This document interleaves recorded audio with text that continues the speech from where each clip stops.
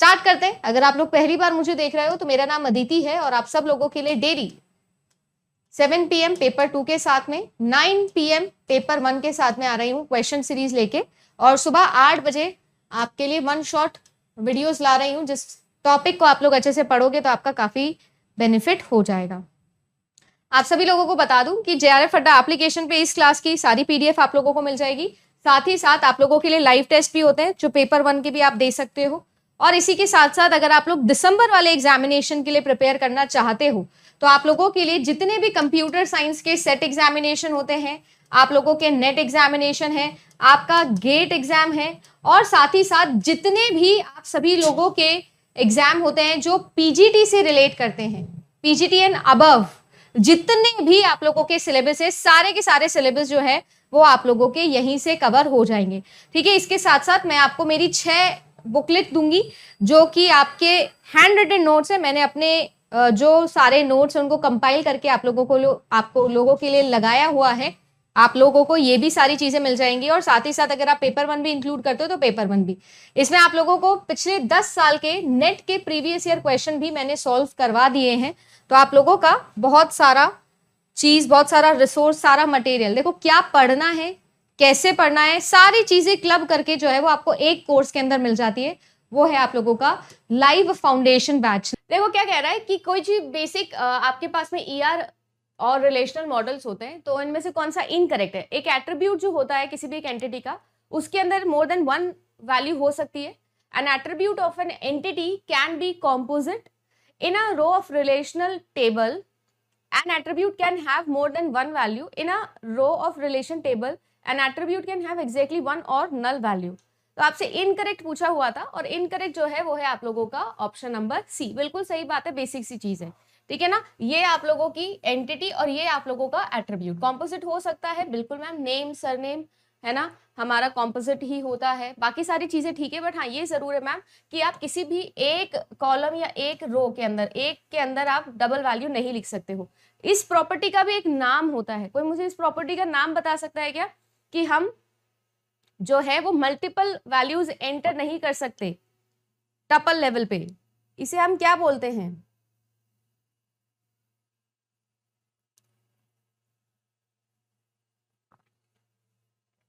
ये भी एक तरीके की इंटीग्रिटी है। इस इंटीग्रिटी का नाम क्या होता है, इतना बड़ा हिंट दे रही हूं। नहीं, व्यूज अलग है और वर्चुअल टेबल अलग है। वर्चुअल टेबल्स हम लोग यूज कर रहे हैं, ठीक है, बट व्यूज अलग चीज है, उसका और यहाँ पर कोई लेना देना नहीं है। व्यूज की हेल्प से हम टेबल्स बनाते हैं, वो अलग बात है, ठीक है ना, क्योंकि हमें अलग अलग जने को अलग अलग रूप दिखाने हैं, अलग अलग फेसेस दिखाने हैं हमारे डेटाबेस के, क्योंकि सबका कोई मतलब नहीं है, वो डिफरेंट चीज है।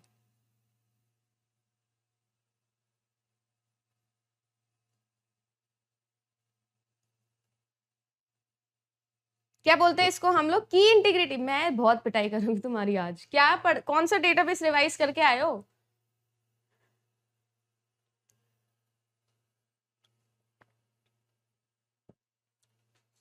कौन सा डेटाबेस रिवाइज करके आए हो, कौन सी इंटीग्रिटी होती है ये। सबसे बेसिक प्रॉपर्टी किसी भी एक डेटाबेस की है डोमेन एंटिटी, डोमेन की एंटिटी।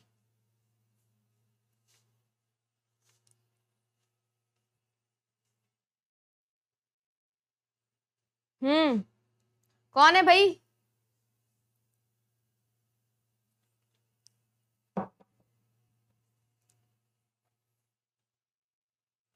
हमने दो तरीके की इंटीग्रिटीज पढ़ी है, एक हम लोगों ने पढ़ी है रेफरेंशियल। रेफरेंशियल इंटीग्रिटी रिलेट करती है फॉरेन की से। अगर मैं यहां पर एंटिटी के एंट्रेंस की बात कर रही हूं कि हम एंटर के अंदर एक से ज्यादा चीजें नहीं एंटर कर सकते हैं, ये सब चीजें, तो ये कौन सी होती है। अरे यार कैसी बात कर रहे हो, बताओ बाकी सब लोग।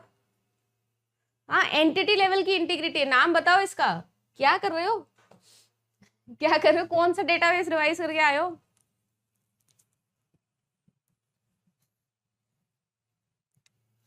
जिनको पता है या जिनको कोई आइडिया नहीं है वो अगला क्वेश्चन देखे, बट ये आपको होना चाहिए था पता।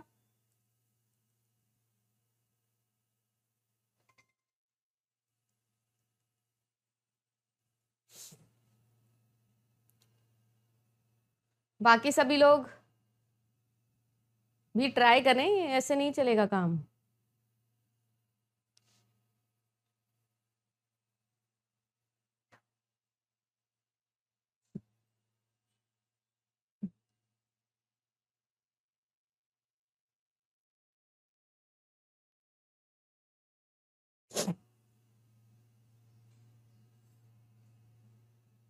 एंटिटी इंटीग्रिटी, एक एंटिटी पढ़ा है, एक रेफरेंशियल पढ़ा है, एक डोमेन भी पढ़ा है हमने। डोमेन क्या बोलता है? वैल्यू एक्सीड नहीं कर सकती है मैम। जो आपने मेंशन किया है उसके डेटा टाइप के अंदर आप वही वैल्यू डाल सकते हो, वो एक्सीड नहीं कर सकती है। ये बेसिक सी चीजें थी, बेसिक रूल्स हैं ये डेटाबेस के। अगर आप ये गलत कर रहे हैं तो फिर हमारे फ्री के 2 नंबर जा रहे हैं। नेक्स्ट क्वेश्चन देखो।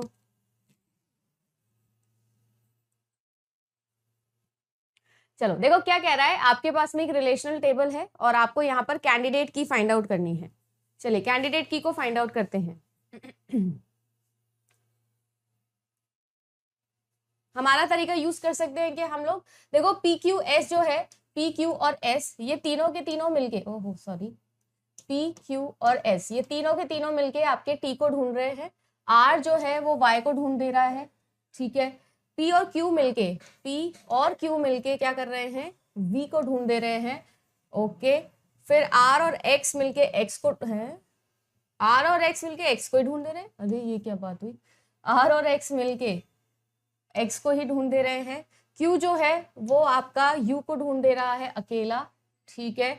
वी जो है वो आपके डब्ल्यू और एक्स को ढूंढ दे रहा है, तो वी जो है वो डब्ल्यू और एक्स को ढूंढ दे रहा है। चलिए जी, तो देखो वाई को ढूंढ ले रहे हैं, एक्स को ढूंढ ले रहे हैं, डब्ल्यू हो गया, वी हो गया, यू हो गया, टी हो गया। एस को कोई नहीं ढूंढ रहा है, आर को भी कोई नहीं ढूंढ रहा है, क्यू को भी कोई नहीं ढूंढ रहा है और पी को भी कोई नहीं ढूंढ रहा है। तो ये सभी के सभी आपके एसेंशियल एट्रीब्यूट्स आ जाएंगे।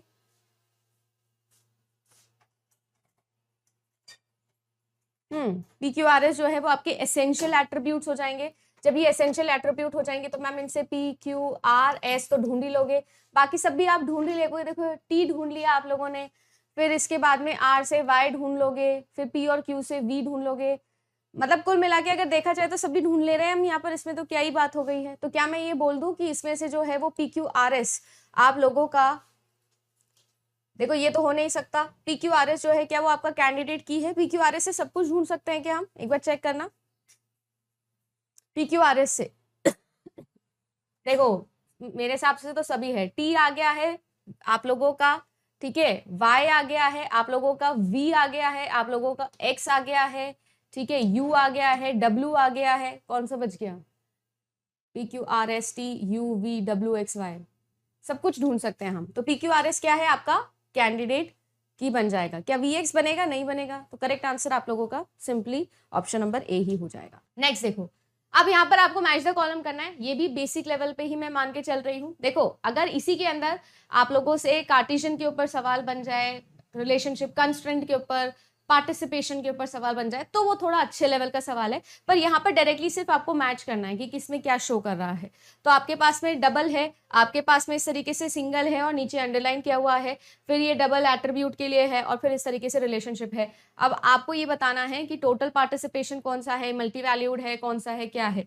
तो हम सब लोग जानते हैं कि ये आप लोगों का की एट्रीब्यूट होता है। की चीज को हम अंडरलाइन भी कर देते हैं तो ये की एट्रीब्यूट होता है। देन अगर मैं बात करूं तो ये आप लोगों को जो है वीक एंटिटी टाइप का शो होता है, ठीक है। अगर इसकी हम लोग बात करें तो ये आप लोगों का टोटल पार्टिसिपेशन को शो करता है और ये जो होता है ये आपके मल्टी वैल्यूड एट्रीब्यूट टाइप को शो करता है, ठीक है। अच्छा इसमें से अगर मैं बोलूं तो ये जो है ये पार्शियल को शो कर रहा है और ये जो है ये टोटल को शो कर रहा है। क्या मैं ये सही बोल रही हूं? यस और नो, यस और नो।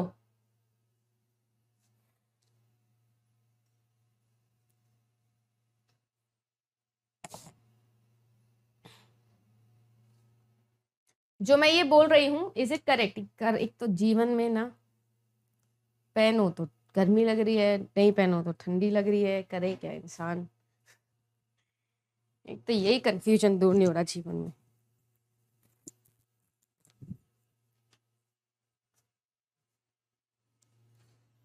सही लिख रही हूं क्या मैं? Very good. तो यहाँ पर आंसर हमारा निकल जाएगा, ठीक है। बाकी सारी भी लिख दिए हैं मैंने। अगर बात किया जाए तो देखो इस तरीके से हमारा लिखा जाता है, तो मिनिमम और मैक्सिमम हम लोग लिख सकते हैं। ये वन टू मैनी को शो करता है, ये टोटल पार्टिसिपेशन को शो करता है, डिराइव्ड एट्रीब्यूट हो गया, कॉम्पोजिट एट्रीब्यूट हो गए, मल्टी वैल्यूड हो गया, की हो गया, सिंपल एट्रीब्यूट हो गया।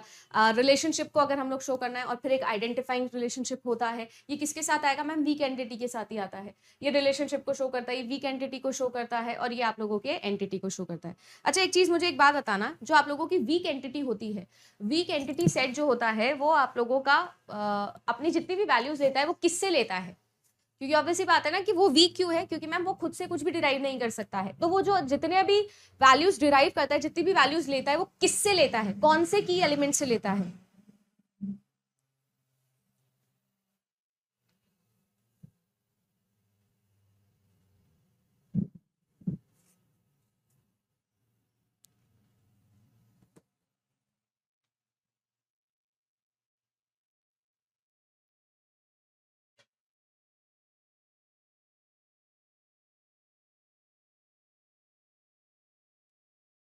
पार्शियल की से नहीं, पार्शियल की, वेरी गुड, पार्शियल की का कॉन्सेप्ट आता है यहाँ पर पार्शियल की किस पर डिपेंडेंट होती है, मैं ये पूछ रही हूँ बेटा।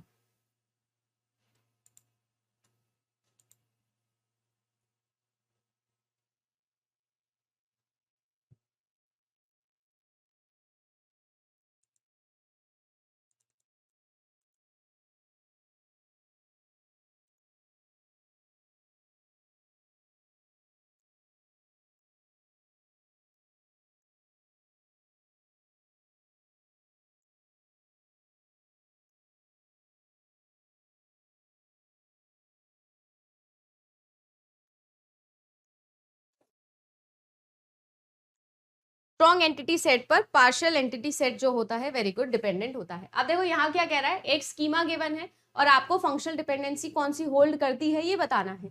सिंपल सी चीज है, देखो u है, v है, x है, y है और z है। आपसे कह रहा है कि u जो है वो v को डिराइव कर लेता है, v और w है कहाँ,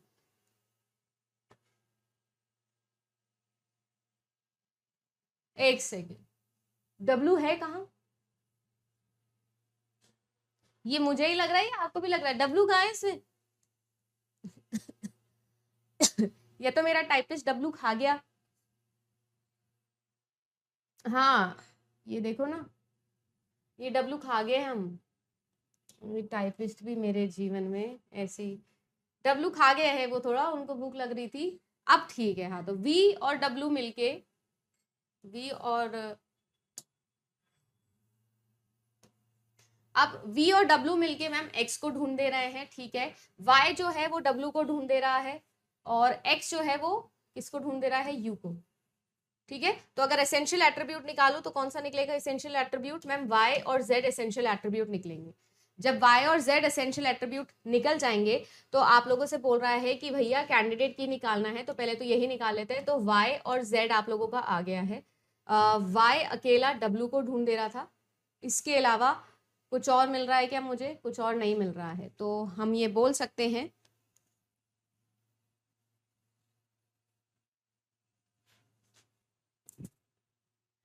हाँ जी, तो हम क्या बोल सकते हैं, हम ये बोल सकते हैं कि इनके साथ में मैम पेयर बनाने रहेंगे, क्योंकि ऑब्वियसली बात है कि वाई जेड हमको चाहिए ही रहेगा। तो ये तो हटाइए, दोनों ऑप्शन के अंदर वाई जेड है, वाई जेड है, इसके अंदर वाई जेड है नहीं, तो सिंपली हमारा आंसर निकल जाएगा ऑप्शन नंबर डी का। बट आपको क्या करना है, यहाँ पर पेयर बना बना के ट्राई करना है और फिर बताना है कि क्या आंसर होगा। बट ऑब्वियसली बात है कि वाई जेड एसेंशियल एट्रीब्यूट है, तो आपका काम चलेगा ही चलेगा, ठीक है। Next question, which normal form is considered adequate for the normal relational database designing? कौन सी होती है जो हमारे लिए एडिक्वेट होती है, एडिक्वेट मतलब होती है पर्याप्त होना, सफिशिएंट। देखो अगर मैं बात करूं तो बाय डिफॉल्ट हम 1NF में होते हैं, बाय डिफॉल्ट। और ये 1NF कौन सा है, ये वही है एंटिटी इंटीग्रिटी को जो शो करता है 1NF। ये तो मैम हमारा बाय डिफॉल्ट होता है कि हर रिलेशन हमारे पास में यहीं पे होना चाहिए। अब मैं ये कह रही हूँ कि इसके बाद में हम लोगों ने पढ़ा है कि 5NF हो गया आपका, है ना, 4NF हो गया, देन आप लोगों का मल्टी वैल्यूड एट्रीब्यूट वाला, मल्टी वैल्यूड नॉर्मल फॉर्म हो गई, देन आप लोगों के लिए 3NF BCNF हो गया, ठीक है।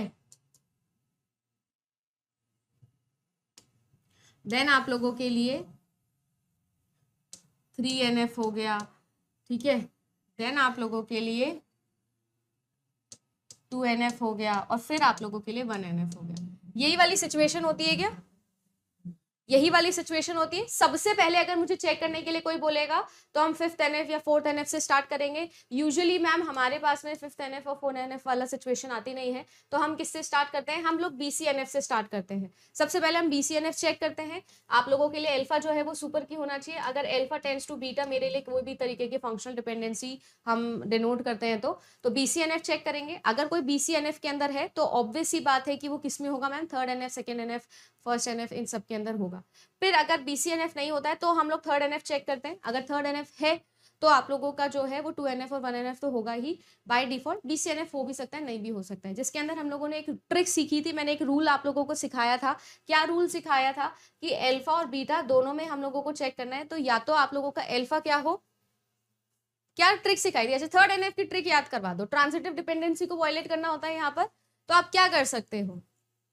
अल्फा और बीटा की कुछ ट्रिक थी जो मैंने आपको सिखाई थी। देखती हूँ कितने लोगों को याद है वो ट्रिक। हम अल्फा भी चेक कर सकते हैं या बीटा भी चेक कर सकते हैं। अल्फा और बीटा वाली आपको सिखाई थी मैंने, अल्फा और बीटा वाली। किसी को याद है क्या? क्या ट्रिक सिखाई थी? क्या चेक करना होता है?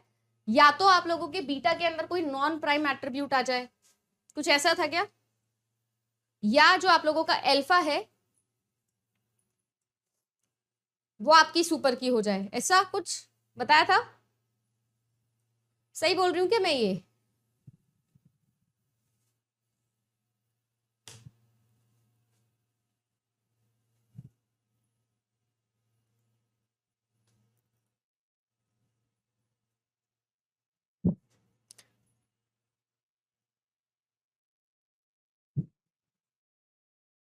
अल्फा सुपर की और बीटा प्राइम, पक्का?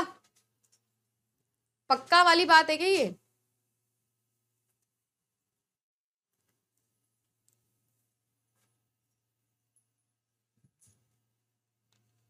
अल्फा जो है वो सुपर की हो जाए और बीटा जो है वो नॉन प्राइम हो जाए। नॉन प्राइम पक्का? चलिए, ये मैं गारंटी मान रही हूँ फिर कि आप नॉन प्राइम बोल रहे हो।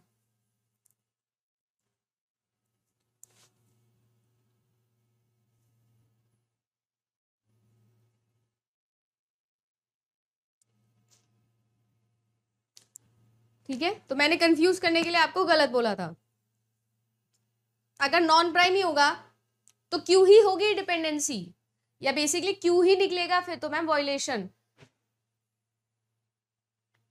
प्राइम या तो बीटा प्राइम हो जाए या फिर अल्फा सुपर प्राइम सुपर की हो जाए। ठीक है, ये 3rd NF की ट्रिक होती थी हमारी। 2nd NF क्या बोलता था? 2nd NF बोलता था पार्शियल डिपेंडेंसी से फ्री। कोई अकेला नेता नहीं बनना चाहिए मैम। अगर अकेला नेता बन रहा है तो उसे हम निकाल देंगे, है ना, और उसके लिए अलग से टेबल बना देंगे। Very good. चलिए जी, अब आप लोगों से पूछा जा रहा है क्या? हाँ, आपसे बोला जा रहा है कि एडुकेट नॉर्मल फॉर्म कौन सी होती है किसी भी एक रिलेशनल डेटाबेस मैनेजमेंट सिस्टम के अंदर? एडुकेट की बात की जा रही है? नहीं, देखो 4NF जो बच्चे बोल रहे हैं गलत बोल रहे हैं। 3rd NF एकदम एडुकेट फॉर्म होती है। 3rd NF जो होते हैं वो आप लोग ये कह सकते हो कि सबसे स्ट्रॉन्गेस्ट नॉर्मल फॉर्म हम बोलते हैं। क्यों? इससे आप लोगों के लीस्ट लॉसलेस या बेसिकली लॉसी जॉइंट्स आते हैं, या बेसिकली अभी कह सकते हो सबसे ज्यादा बात अगर मैं बोलूं कि आप लोगों की दो मैंडेटरी प्रॉपर्टी, एक मैंडेटरी और एक ऑप्शनल प्रॉपर्टीज हम लोगों ने पढ़ी थी। एक तो प्रिजर्वेंस की हम लोगों ने बात करी थी। जब हम डिकम्पोजिशन करते हैं किसी भी एक टेबल को नॉर्मल फॉर्म में कन्वर्ट करने के लिए माइन्यूट टेबल्स के अंदर और या माइनर टेबल्स के अंदर कन्वर्ट करते हैं, बड़ी टेबल को छोटे छोटे टेबल्स में कन्वर्ट करते हैं, इस प्रोसेस को हम लोग बोलते हैं डिकम्पोजिशन। तो ये डिकम्पोजिशन जब करते हैं तो फंक्शनल डिपेंडेंसीज जो है वो भी डिवाइड होती है, डिकम्पोज होती है। तो हमारी कोई भी मेन फंक्शनल डिपेंडेंसी जो हमारी बड़ी टेबल की थी मैम, वो वॉयलेट नहीं होनी चाहिए, वो खराब नहीं होनी चाहिए, खत्म नहीं हो जानी चाहिए, लुप्त नहीं हो जानी चाहिए, उन्हें प्रिजर्व करना जरूरी होता है। तो डिकम्पोजिशन जो होता है वो फंक्शनल डिपेंडेंसी प्रिजर्विंग होना चाहिए। एक ये था। प्लस ये चीज भी हमारे लिए बहुत इंपॉर्टेंट है कि हमें कोई भी एट्रीब्यूट को लॉस नहीं करना है जब हमने डिकम्पोजिशन किया है। तो एक तो होना चाहिए लॉसलेस आप लोगों का डिकम्पोजिशन, और एक होना चाहिए डिपेंडेंसी प्रिजर्विंग। तो लॉसलेस होना ये हमारी मैंडेटरी प्रॉपर्टी है, और प्रिजर्विंग होना ये आपकी ऑप्शनल प्रॉपर्टी है। सही बोल रही हूँ ना? तो 3rd NF फॉर्म जो होती है ये आपको बेस्ट डिकम्पोजिशन देते हैं। Which level of locking provides the highest degree of concurrency in a relational database? Locking, page level, table level, row level, ये सभी के सभी डिग्री ऑफ कॉन्करेंसी की बात कर रहा है। टीसीएल हम लोगों ने पढ़े हैं, ट्रांजैक्शन कंट्रोल,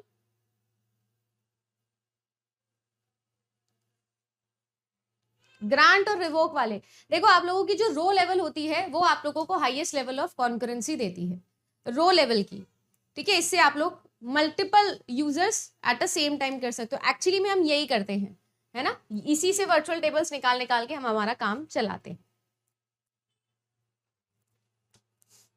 नेक्स्ट देखो, in a functional dependency Armstrong जो थे उन्होंने बहुत सारे रूल्स दिए थे। Refers to reflexive argumentation decomposition, transitive argumentation, reflexive argumentation, transitive reflexive decomposition. कौन कौन से होते हैं तो देखो हम लोग सब जानते हैं कि आपके लिए ट्रांजिटिव, आर्ग्यूमेंटेशन और रिफ्लेक्सिव ये तीनों हम लोगों ने पढ़े। डिकम्पोजिशन जो था वो आप लोगों के लिए एडिशनल होते हैं। तो बेसिक 3 रूल्स आपके कौन से होते हैं? रिफ्लेक्सिविटी होनी चाहिए कि अगर y जो है वो सबसेट है तो ऑटोमेटिकली x डिराइव्स y हो जाएगा। अगर x y को डिराइव कर रहा है तो हम दोनों के अंदर किसी ना किसी एलिमेंट को अपेंड कर सकते हैं, कॉन्कैटिनेशन भी बोल सकते हो, आगे जाके हम लोग पढ़ते हैं इसको।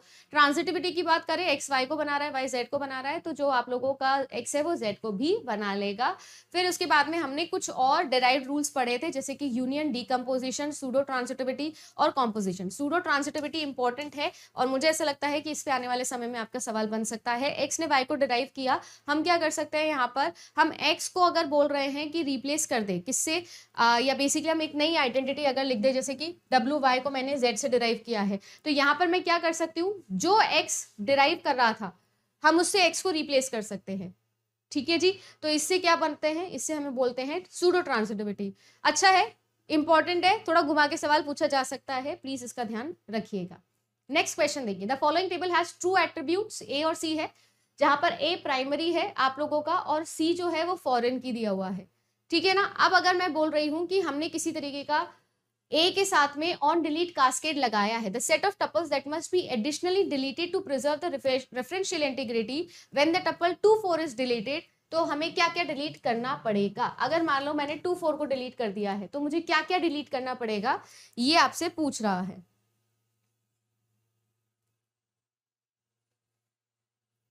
सबसे पहली चीज तो हमको ये जाननी है या ये समझनी है कि जो आप सभी लोगों के लिए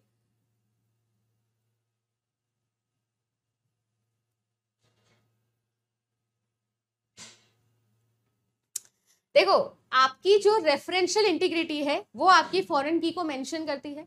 जो फॉरेन की होती है वो डिपेंड करती है आपकी प्राइमरी की के ऊपर, जितनी भी वैल्यूज लेगी आपकी फॉरेन की वो आपकी प्राइमरी की से लेगी, ये तो हमको पता है मैम। अब मैं ये कह रही हूँ कि जब हम रेफरेंशियल की बात करते हैं तो हमारे पास में 2 टेबल्स आती एक आती है आपकी रेफरेंस्ड टेबल और एक आती है आपकी रेफरेंसिंग टेबल। रेफरेंसिंग टेबल जिसके अंदर फॉरेन की है या जो फॉरेन की बारे में बात कर रही है, रेफरेंस्ड टेबल जिसके अंदर मैम हम प्राइमरी की के ऊपर बात कर रहे हैं। अब ये जो है आपका इस तरीके से रोटेशन चलेगा, प्राइमरी की से वैल्यूज उठा के हम लोगों ने फॉरेन की वैल्यूज को अपडेट करना है।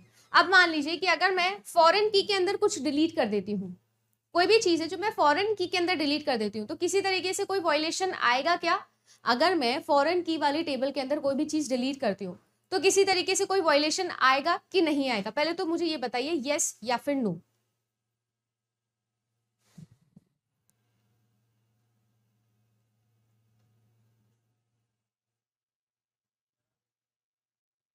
पहले ये बताना है, फिर उसके बाद में हम आगे सॉल्व कर रहे हैं, ठीक है ना, हम डायरेक्टली नहीं जा रहे हैं सॉल्व करने पे।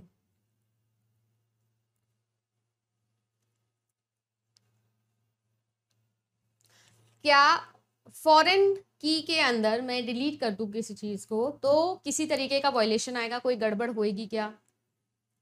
कोई गड़बड़ नहीं होगी, पक्का?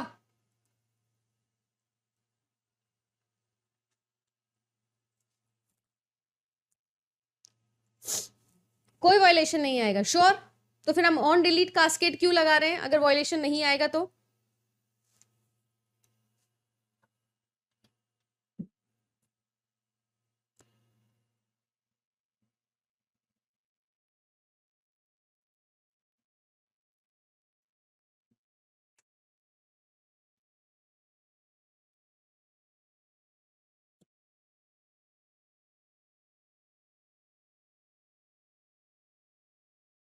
पक्का है कि श्योर है क्या कि आपका किसी तरीके का कोई वायलेशन नहीं आ रहा है? दोबारा सोच लो।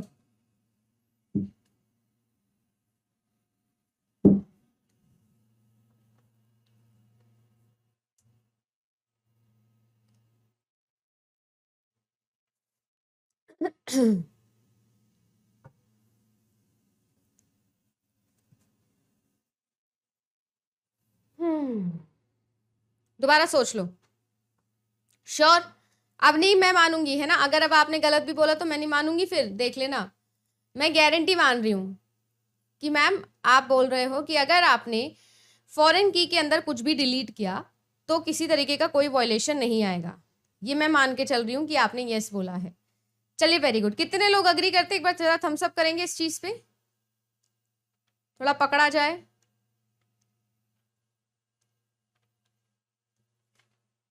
एक दो को तो पकड़ा जाए।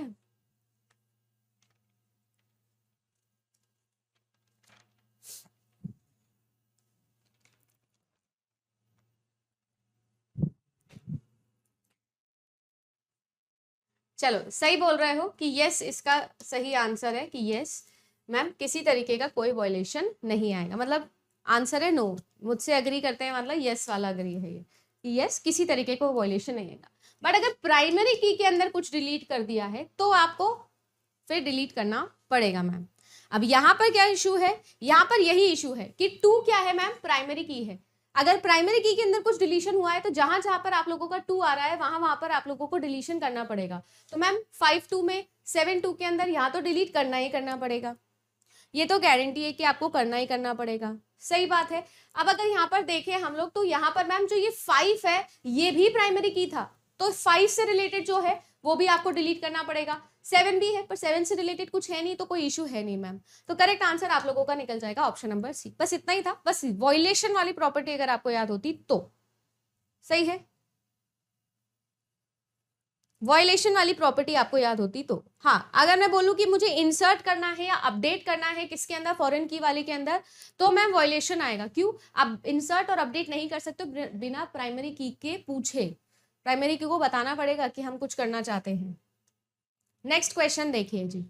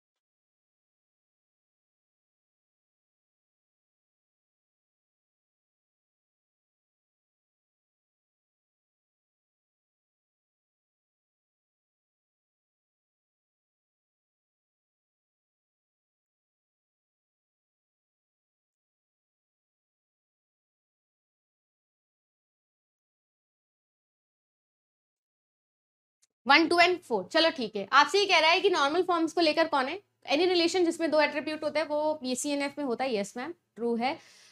लॉसलेस और डिपेंडेंसी प्रिजर्विंग डिकम्पोजिशन जो होता है वो बीसीएनएफ के अंदर हमेशा पॉसिबल होता है। 3NF के अंदर हमेशा पॉसिबल होता है। बीसीएनएफ जो होता है वो ज्यादा स्ट्रिक्ट होता है।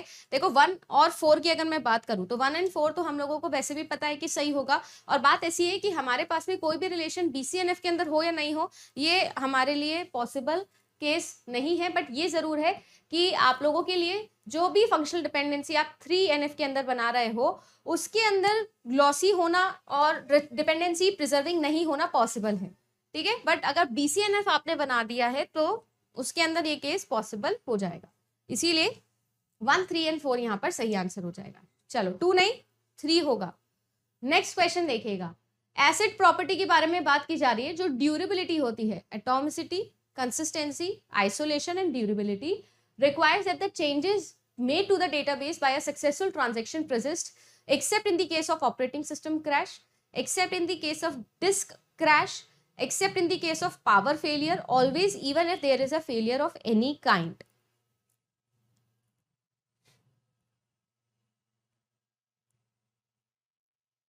क्या BCNF में होगा क्या, कौन सा, अच्छा सॉरी आंसर गलत है जी, 1, 2 एंड 4 होगा। BCNF में पॉसिबल है 2 होते हैं और 3rd NF होते हैं।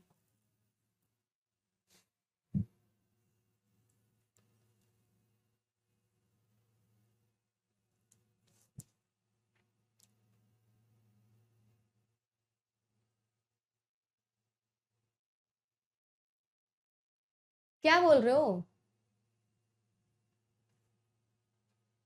क्या है आंसर? बी ही तो है, तो मेरे को क्यों बोल रहे हो 1, 2, 4 क्यों करवा रहे हो?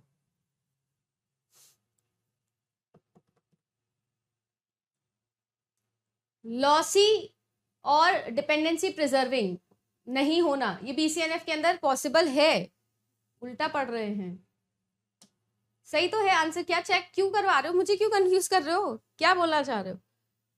1, 2, 4 नहीं 1, 3, 4।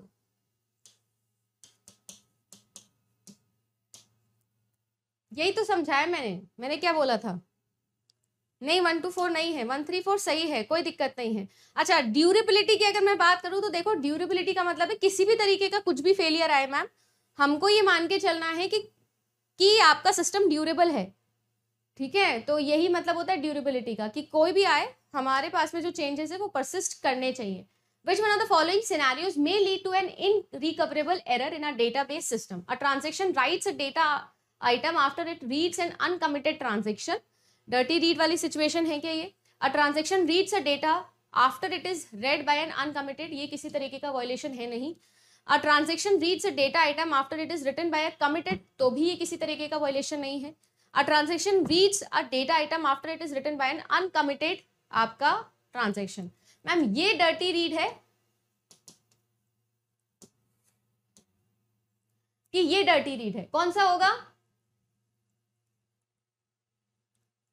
मैम? देखो ये तीनों जो होते हैं और जो लास्ट वाला ऑप्शन है, डर्टी रीड कौन सा होगा? जो डर्टी रीड होगा वही मेरे लिए इनरिकवरेबल होने वाला है, ठीक है। अगर मैं किसी से चीटिंग कर रही हूं, ठीक है ना, हम चीटिंग वाला एग्जाम्पल से पढ़े थे, अगर मैं आगे वाले से चीटिंग कर रही हूँ और आगे वाला जो है वो अपना पेपर दिया नहीं है और मैं ओवर स्मार्ट बन के उसी से चीटिंग करके सारा का सारा पेपर उसका टाप टूप के पेपर सबमिट करके चली जाती हूँ, इस सिचुएशन के अंदर मान लो मेरे आगे वाले ने अपने आंसर्स चेंज कर दिए, तो यानी कि गड़बड़ ये है मैम कि हम उसके बाद ही जाएंगे। मतलब अगर आपको कोई डेटा को रीड करना है किसी दूसरे ट्रांजेक्शन का, तो वो ट्रांजेक्शन जब कमिट करेगा उसके बाद ही आप उसे कमिट करोगे।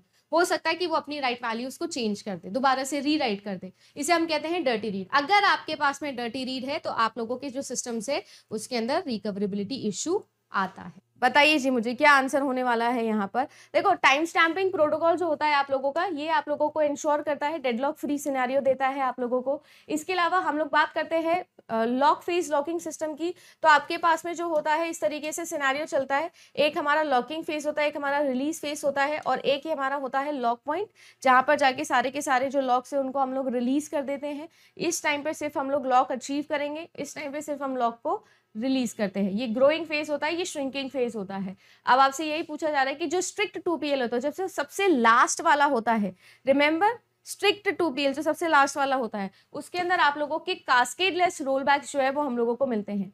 लास्ट वाला क्या कहता है? लास्ट वाला ये कहता है कि हमारे पास में किसी तरीके का हम कोई श्रिंकिंग फेज नहीं रखेंगे, यही है क्या?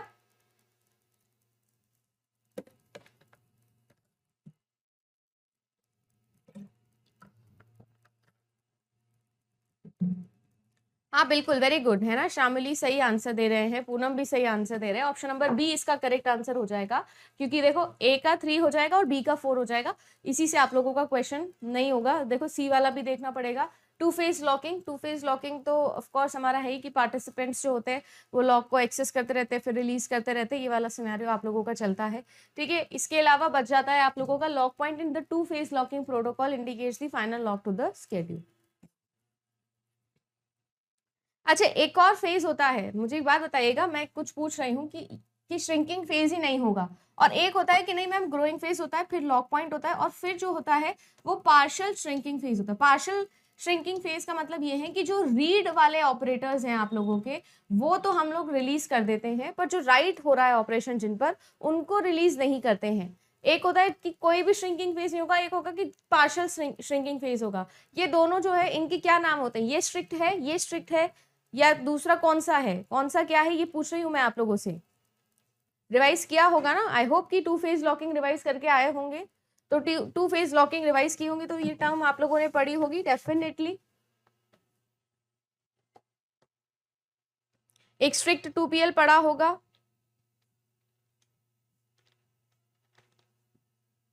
है ना। देखो अब देखो, टू फेज लॉकिंग हो गया या ट्रांजेक्शन एंड कॉन्करेंसी कंट्रोल वाले जो प्रोटोकॉल हो गए ना, इनको थोड़ा सा अच्छे से देख लो, बिकॉज इनसे काफी क्वेश्चंस आजकल बनने लग गए हैं।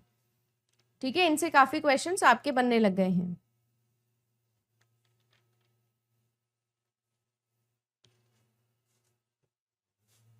ये स्ट्रिक्ट 2PL है, ठीक है, और इसका क्या नाम था, कोई भी नहीं बताया है, इसका नाम रिगरस था।